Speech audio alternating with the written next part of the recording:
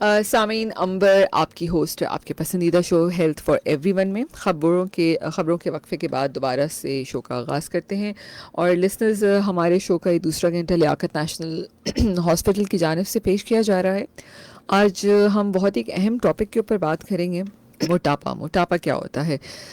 मोटापा ओबेसिटी, जब हम आजकल के दौर में इसकी बात करें तो हम ये कह सकते हैं कि आजकल के दौर में एक संगीन तिब्बी और समाजी मसला बन चुका है जो दुनिया भर में लाखों अफराद को मुतासर कर रहा है। ये महज सिर्फ वज़न का ज़्यादा होना नहीं है, बल्कि ये एक पेचीदा बीमारी है जो और भी मुख्तलिफ़ ख़तरनाक बीमारियों में आपको मुब्तला कर सकता है, जैसे डायबिटीज़ है, हाई ब्लड प्रेशर है, हार्ट प्रॉब्लम्स हैं, जॉइंट के मसले हैं। ये तमाम चीज़ें ओबेसिटी से जुड़ी हुई हैं। इस अहम टॉपिक पे बात करने के लिए हमारे साथ डॉक्टर मिर्ज़ा अरशद बेग मौजूद हैं। He is a consultant journal surgeon. इन्होंने एफसीपीएस जर्नल सर्जरी में किया है।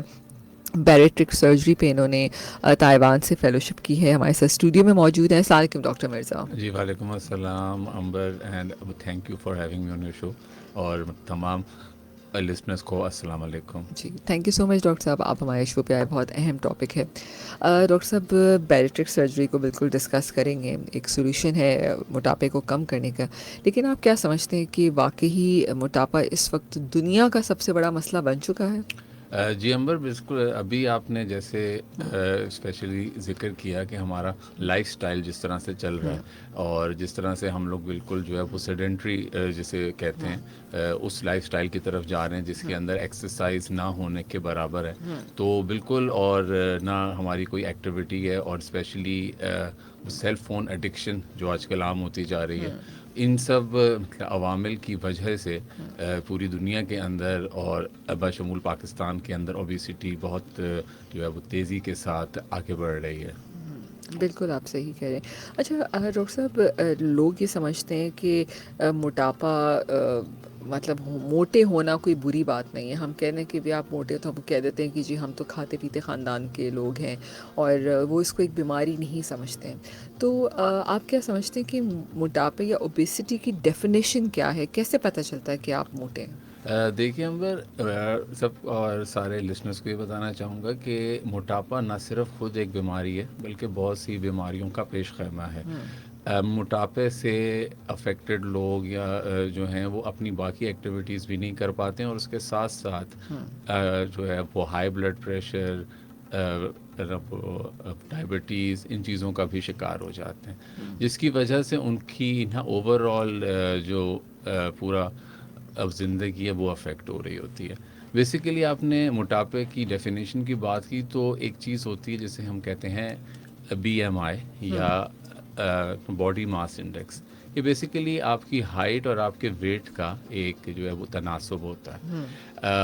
ये अगर 18 से लेके 24 के दरमियान हो तो वो एक हेल्दी नॉर्मल कंसिडर किया जाता 18 है। से लेकर जो है वो 24 तक। 24, ठीक है। अच्छा, 25 से 30 तक अगर किसी का बीएमआई है तो वो ओवरवेट कैटेगरी में जाता है। ठीक है। और जो है वो 30 से ऊपर जो है वो ओबीस स्टार्ट हो जाती है। ओबीसिटी की कैटेगरीज उसके अंदर 30 टू 35 होता है, और अगर 35 टू 40 है तो ओबीसिटी क्लास जो है वो 2 में आ जाता है, और उससे बियॉन्ड जाता है वो ओबीसिटी क्लास 3 है। तो ये एक नट शेल में बुनियादी तौर पे आपकी जो है वो ओबेसिटी की डेफिनेशन है। बिल्कुल, बिल्कुल। और अगर हम देखें तो डॉक्टर मिर्ज़ा, इस वक्त जो पूरी दुनिया में या पाकिस्तान जो एज़ अ डायबिटीज़ के मामले में जो नंबर 1 पे आता चला जा रहा है पॉपुलेशन वाइज़, अगर हम देखें तो डायबिटीज़ का सबसे बड़ा मेरे ख़्याल में, पहले तो हम पहले सोचते थे कि जी ये किसी को विरासत में मिली है तो इसको भी हो जाएगी। लेकिन अब तो लगता है कि हर शख्स को होने लग गई डायबिटीज़ की। मुझे लगता है ऐसी वजह मोटापा तो नहीं है कहीं? देखें, डायबिटीज़ में भी दो तरह की डायबिटीज़ होती है। उनमें से एक टाइप 1 होती है, एक टाइप 2 होती है। एक में आपका लुबलुबा जो है वो ही सही काम नहीं कर रहा होता, वो इंसुलिन को इतना प्रोड्यूस नहीं कर रहा होता। लेकिन दूसरी तरह की जो डायबिटीज़ है उसमें इंसुलिन तो बन रही होती है, लेकिन आपके सेल्स के ऊपर इतनी फ़ैट होती है कि वो उसमें एब्जॉर्ब नहीं हो पा रही होती। इसकी वजह से लोगों को डायबिटीज़ होना शुरू हो जाती है। ओके। तो बुनियादी तौर पे जैसा कि आपने कहा कि जैसे फ़ैट इंक्रीज़ होता है, जिस तरह से हमारा लाइफस्टाइल है उसकी वजह से जो फ़ैट आ रहा है, जो ओबेसिटी हो रही है, इसके एक लॉन्ग टर्म रिज़ल्ट में आपको साथ में डायबिटीज़ भी होना शुरू हो गई है लोगों को। तो ये एक इसका बुनियादी वजह है डायबिटीज़ की हमारी पॉपुलेशन में। ठीक है। जी, जी। अच्छा, मतलब जब हम वज़न कम करने के तरीक़ों की बात करते हैं, तो इनिशियली हम देखते हैं बहुत सारे लोग डाइटिंग पे भी जा रहे होते हैं, बहुत सारे लोग जिम भी जा रहे होते हैं। तो आप क्या समझते हैं कि कौन से तरीक़ेकार, अगर मैं बैरिएट्रिक सर्जरी से पहले के स्टेप की बात करूँ कि वो लोग जो वज़न कम करना चाहते हैं, तो क्या-क्या तरीके हो सकते हैं? देखिए, सबसे पहले तो ये चीज़ ज़रूरी है कि आप इस चीज़ को एक्सेप्ट करें कि आपको प्रॉब्लम है हुँ, और आप इस जो है वो कैटेगरी में जा रहे हैं, हुँ, ओबेसिटी की तरफ जा रहे हैं। हुँ, इंसान का किसी भी प्रॉब्लम को ठीक करने के लिए पहला स्टेप यही होता है कि आप उसे रियलाइज़ करें कि ये प्रॉब्लम है मेरे हुँ, साथ। अब उसको ठीक करने के क्या ऑप्शंस हैं, क्या नहीं है, इस पे थोड़ी सी बात करते हैं। हुँ, सबसे पहले जैसे आपने कहा, लाइफस्टाइल मॉडिफिकेशन। अपनी ज़िंदगी को, अपनी एक्टिविटीज़ को ऐसे बनाएं कि वो एक हेल्दी जो है वो लाइफस्टाइल की तरफ जाएं। अब हेल्दी लाइफस्टाइल क्या है? हुँ, इसमें ये है कि आप हफ्ते में 3 से 4 दिन अपने लिए जो है वो एक्सरसाइज को स्टार्ट करें, डेडिकेट करें एक्सरसाइज के लिए। उस कितनी देर? अ, देखें, रिकमेंडेड है कि आधे से 1 घंटे तक आप करें एक्सरसाइज, और हुँ, ऐसी एक्सरसाइज हो जिसमें आपका हार्ट रेट इंक्रीज़ हो, 100 से ऊपर जाए, जिसमें आपको जो है वो थोड़ा स्ट्रेनुअस इस तरह की हुँ, एक्टिविटी आप कर रहे हो। लेकिन ये भी जानना ज़रूरी है कि आपकी हेल्थ उस काबिल है कि आप ऐसी फिटनेस कर सकें कि नहीं। सही बात है। यहाँ पे एक बड़ा इम्पॉर्टेंट रोल जो आता है वो हमारे जो है वो ट्रेनर्स का आता है, हमारे डाइटिशियंस का आता है। बेरियाट्रिक सर्जरी या कोई भी मेथड जो है वो अपनी जगह है, लेकिन ये एक पूरी जो है वो टीम वर्क है बेसिकली। हुँ, पहले ये है कि लोग खुद से भी डाइटिंग करते हैं हुँ, और एक्सरसाइज भी खुद से करना शुरू करते हैं, लेकिन बेहतर है कि कोई सर्टिफाइड बंदा हो जिसके साथ आप ये सारी एक्टिविटीज़ बताएं और हुँ, शेयर करें, ताकि आपकी बॉडी टाइप के हवाले से देखते हुए आपको वो एक डाइट प्लान या आपको फिटनेस रिजीम दें। क्योंकि हर तरह की फ़िटनेस हर कोई नहीं कर सकता है, इसकी भी अलग अलग जो है वो प्रॉब्लम्स हो सकती हैं। तो इस वजह से एक और दूसरी चीज़ जो बड़ी इम्पॉर्टेंट है कि इन सारे एस्पेक्ट्स को वक्तन फ़वक्तन लेके चलना है, हुँ, ग्रेजुअली लेके चलना है, और ये लॉन्ग टर्म प्लान होना चाहिए सो आपका। ट्रू।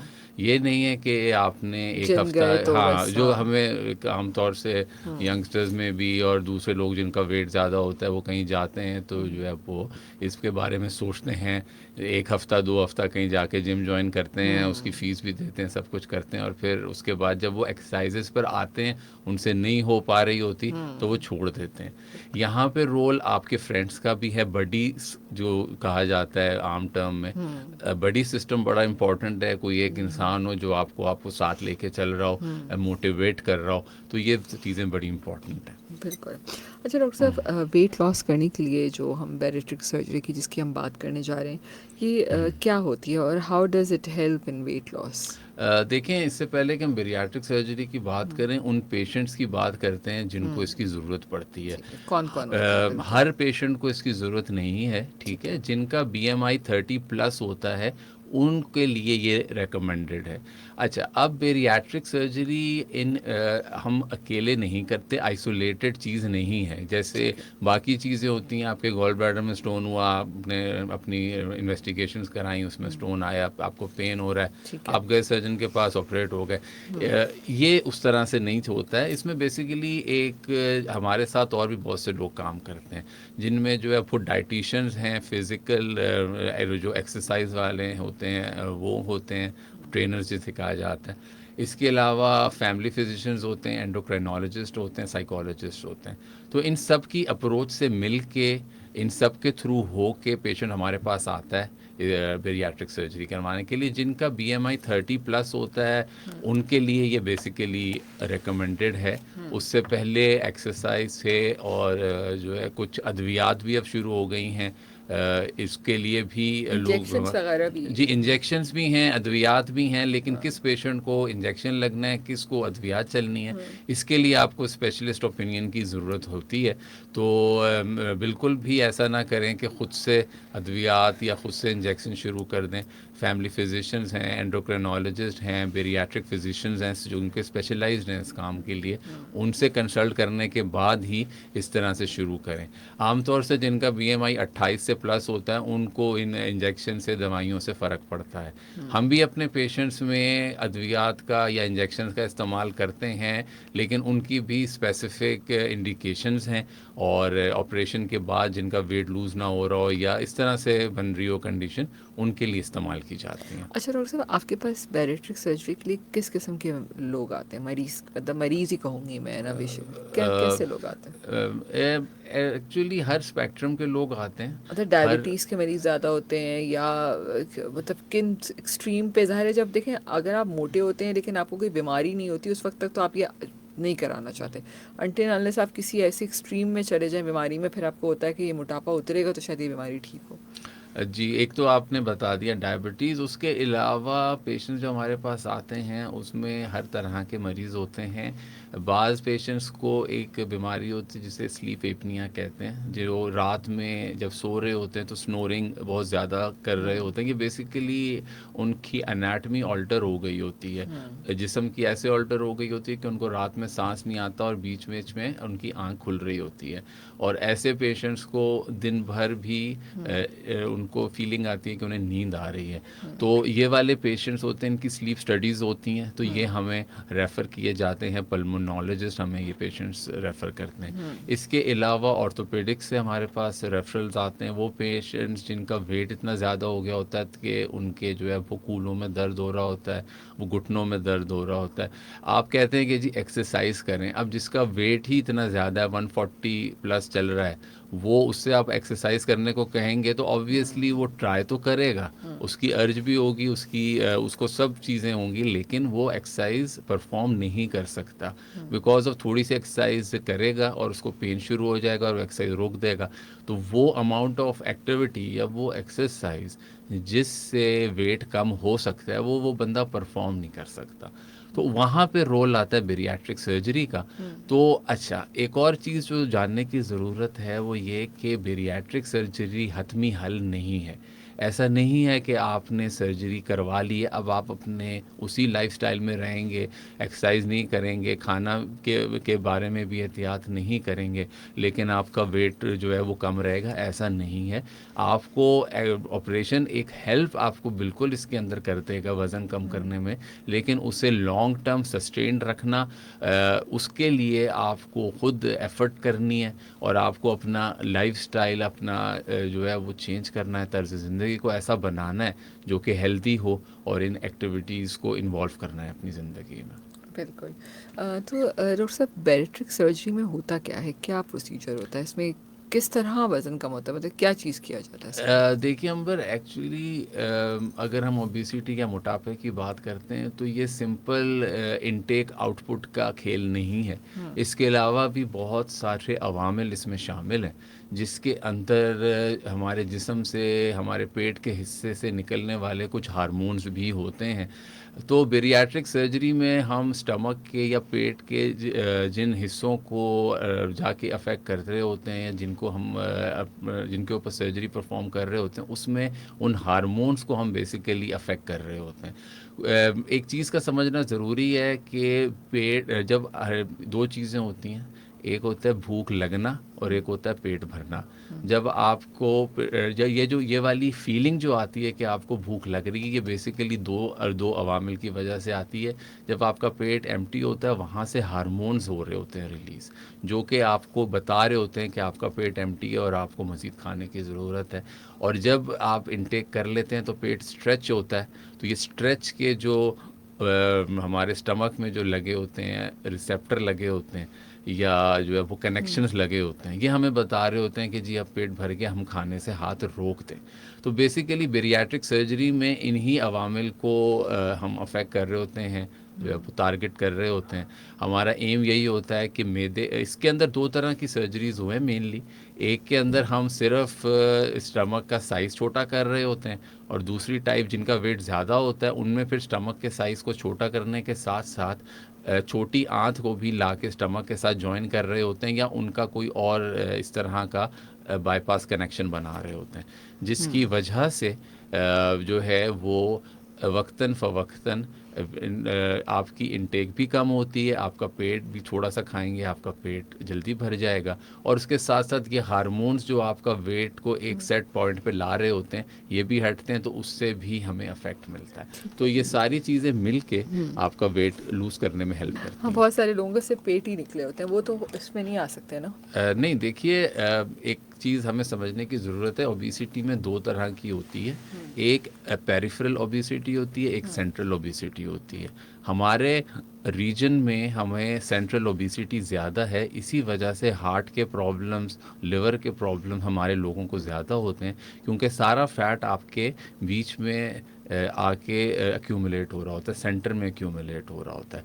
इसकी वजह से आपने सुना होगा अल्ट्रासाउंड लोग करवाते हैं, उसमें आता है फैटी लिवर हो गया पेशेंट को, तो वो बेसिकली ये सारा फैट ही होता है जो जाके बीच में एब्जॉर्ब हो रहा होता है। यहाँ पे एक और टर्म की हम बात कर सकते हैं जिसे हम बॉडी फैट परसेंटेज कहते हैं। इसका भी तनासब होता है, क्योंकि ये टर्म उस वक़्त आई जब लोगों ने कहा कि जी जो लोग एक्सरसाइज करते हैं, बॉडी बिल्डर्स हैं, उनका भी बीएमआई ज़्यादा हो सकता है, तो फिर क्या करें। तो उनके लिए फिर ये टर्म है बॉडी फैट परसेंटेज की। तो आप का जैसे पेट बाहर निकला हुआ है, तो ऑब्वियसली वो बॉडी फैट परसेंटेज इंक्रीज़ हो रहा है आपका। तो वो बॉडी फैट जो है वो अक्यूमुलेट हो रहा है, आपके पेट पर हो रहा है, आपके हार्ट के पास हो रहा है, तो ये बाकी आपके जो सारे ऑर्गन्स हैं, आज़ा हैं, उनको अफेक्ट कर रहा है। तो बिल्कुल ये भी ओबेसिटी में ही आता है। अच्छा डॉक्टर साहब, एक और चीज़ बताइए, जैसे अभी आपने कहा ना कि हम जब बैरेक्टर सर्जरी कराते हैं तो आपको भूख ही फिर कम लगती है, आपको लगता होगा पेट भर गया। अच्छा देखिए, दो किस्म के लोग होते हैं। एक तो जब वो खाना खाते हैं तो वो उस वक्त तक खाते ही रहते हैं जब तक उनका पेट बिल्कुल फुल ना हो जाए। अच्छा देखिए, वो ज़ाहिर है उनका वज़न भी फिर ज़्यादा ही होता है, बहुत ज़्यादा खा रहे होते हैं। लेकिन कुछ लोग होते हैं उनको पता होता है कि यार एक पोर्शन बस ये खा लिया, आप इसमें छोड़ दें, उनको भूख लगेगी भी होगी लेकिन वो अपनी भूख से कम खाते हैं। तो भूख से कम जो लोग खाते हैं, क्या वो भी कोई हार्मोन होता है जो आपको इंडिकेट करता है, या कोई आपके ब्रेन में कोई सिग्नल होता है, आप कैसे कंट्रोल करते हैं ये देखिए, इसके लिए आपका अपना सेल्फ जो डिसिप्लिन है, मोटिवेशन है, ये बड़ी ज़रूरी है। ओके। और जिस तरह से हमारे जो है वो दीन में भी है कि पेट के जब आप खा रहे भूख हो जोड़ तो के, हाँ। इतदाल में खाएं, तो ये बड़ा इम्पोर्टेंट है ये एस्पेक्ट ना। तो जब भी आप इतदाल में खाएंगे आपको भूख होगी, लेकिन उससे पहले आप हाथ रोक लेंगे। तो इसके लिए एक इंटरनल डिसिप्लिन की ज़रूरत है, और यही प्रॉब्लम होती है जो लोग इतदाल से ज़्यादा बढ़ते हैं, खाते हैं, तो उसके अंदर फिर ये प्रॉब्लम सामने आती हैं। अच्छा, एक और चीज़ बताइए, क्या हर जो जर्नल सर्जन है वो सर्जरी कर सकता है? नहीं, एक्चुअली हर जनरल सर्जन की इसमें स्पेशलाइज्ड अगर ट्रेनिंग हुई हुई है तो वो बिल्कुल कर सकता है, लेकिन ये है कि क्योंकि इसके अंदर एक जो टीम वर्क इन्वॉल्व होता है, तो वो सारी कंसर्न स्पेशलिटीज़ आपके हॉस्पिटल में अवेलेबल हों और आपका एडिक्वेट एक्सपीरियंस हो, तो फिर आप कर सकते हैं। अच्छा डॉक्टर साहब, ये बताइएगा कि बैरिट्रिक सर्जरी के अलावा मैंने जैसे टमी टक है, ये वाली सर्जरीज भी सुनी है, तो इन दोनों में क्या फ़र्क होता है? देखें, ये बाकी आपने लाइपोसक्शन का नाम भी सुना हाँ होगा। बिल्कुल। ये बेसिकली ये प्रोसीजर जो है हमारे प्लास्टिक सर्जरी में जो फ्रेंड्स हैं वो ये परफॉर्म कर रहे होते हैं। इसमें बेसिकली स्टमक को नहीं छेड़ा जाता है, पेट के ऊपर की जो फैट की लेयर है, चर्बी है, उसे कम किया जा रहा होता है या ओके। उसे हटाया जा रहा होता ठीक है। है। तो उसमें जो एक्चुअल इनटेक का मैकेनिज्म है वो अफेक्ट नहीं हो रहा होता है। अब ये उन लोगों के लिए जिनका थोड़ा सा स्टमक है के ऊपर फैट है, या वो जिनका हमने ऑपरेशन किया हुआ है और बाद में उनका कुछ एरियाज़ में फ़ैट रह गया, उनके लिए ये बड़े अच्छे प्रोसीजर्स हैं। टमी टक भी इसी में आता है? जी जी जी, ये मैंने जो एब्डोमिनोप्लास्टी का जिक्र किया था, ठीक है। ये भी इसी का ही किस्सा होता है। ओके। राइट। तो जो रिज़ल्ट हमें बैरिट्रिक से मिलता है, इट्स अ लॉन्ग टर्म जी रिज़ल्ट। जी जी जी, सस्टेनेबिलिटी है उसमें ना, सस्टेनेबिलिटी आपने जो एक्चुअल प्रॉब्लम है उसे एड्रेस किया है। जाके, तो वो उसमें सस्टेनेबिलिटी और लॉन्ग टर्म जो है वो ज़्यादा इफेक्टिव कोई है। सक्सेस स्टोरी सुनाना चाहेंगे? कोई आपके ऐसे पेशेंट जो बहुत खुश हों अभी, जो पहले नहीं कर सकते होंगे, वो आप कर रहे हैं? बिल्कुल, मेरे पेशेंट्स में एक जो है वो शॉपकीपर थे। उनकी शॉप के ऊपर जैसे एक वो स्टॉल रखा होता है बैठने के लिए, उस पे वो बैठना चाहते थे, उनका बड़ा ख्वाब था, लेकिन वो वेट इतना था वो बैठ नहीं पाते थे। तो ऑपरेशन के बाद जिस दिन वो उस अपने थड़े के ऊपर बैठे हैं, उन्होंने मुझे अपनी फ़ोटो भेजी है खुश होके कि जी देखें, ये मैं पहले नहीं कर सकता था, तो ये मैंने किया। एक के जो है, फिर हमने सोशल स्टिग्मा की बात की, तो एक्सेप्टेंस की बात की। तो इसके अंदर आजकल जैसे बच्चों का बहुत आप लेके बड़े लोग इन्वॉल्व हुए होते हैं बच्चों के साथ अपने, तो उनमें ऐसे पेशेंट्स भी हैं कि जिनके बच्चे नहीं चाहते थे कि वो उनके साथ मीटिंग्स पे जाएं, स्कूल की मीटिंग्स में, इसमें। तो ऐसे भी पेशेंट्स हैं जिनका वेट लूज़ हुआ, वो बेहतर हुए, वो फिर उनके बच्चे उनको साथ लेके गए, उसके ऊपर भी वो बड़े खुश हुए। तो स्पेशली उन्होंने इस चीज़ को एक्सेप्टेंस ऑफ द एक्सेप्टेंस, बिल्कुल ये, सोसाइटी। जी जी। तो और फिर कुछ हमारे पेशेंट्स हैं जो है ना वो कॉरपोरेट सेक्टर के अंदर इन्वॉल्व थे, तो उसमें भी फिर ये होता है कि जब आपका इमेज ऐसा नहीं होता, तो वो ये नहीं चाह रहे होते कि आप मतलब जाके जो है वो क्लाइंट्स को फेस करें या ये सब करें। तो ये इसके बाद जब इम्प्रूवमेंट आती आई, तो फिर वो उन पोस्ट के लिए भी या उन प्रोसीजर के लिए भी वो हुए एलिजिबल, और किया उन्होंने, तो वो फिर आके हमें इन्वॉल्व किया। इसके अलावा इनफर्टिलिटी के साथ जो आती हैं ख़वातीन, उनका मतलब कंसेप्शन रेट इम्प्रूव हो गया अल्हम्दुलिल्लाह, अल्लाह ताला ने उन्हें बच्चों से नवाजा, सब चीज़ें हुई, तो उस पर बड़े खुश हुए। तो इस तरह से, और बाकी ये है कि कुछ पेशेंट जैसे नी पेन सिवियर किस्म का है और वो हो रहा है, ऑस्टियोआर्थराइटिस की तरफ जा रहे हैं, बाकी ऑर्थोपेडिक सर्जन ने उन्हें नी रिप्लेसमेंट के लिए भी कह दिया, लेकिन ये है कि इतना वेट लूज़ हुआ कि अल्हम्दुलिल्लाह वो चीज़ें इम्प्रूव हो गई, डायबिटीज़ इम्प्रूव हो गई। तो इससे मतलब काफ़ी लोग खुश हो जाते हैं कि उन्हें अपनी ज़िंदगी वापस मिल गई। वापस आ गए। जी जी। बिल्कुल, thank you so much doctor Mirza, I think amazing, बहुत अच्छे से आपने एक्सप्लेन किया। आखिर में कुछ लिसनर को मैसेज देना चाहेंगे, स्पेशल मैसेज अबाउट लाइफस्टाइल?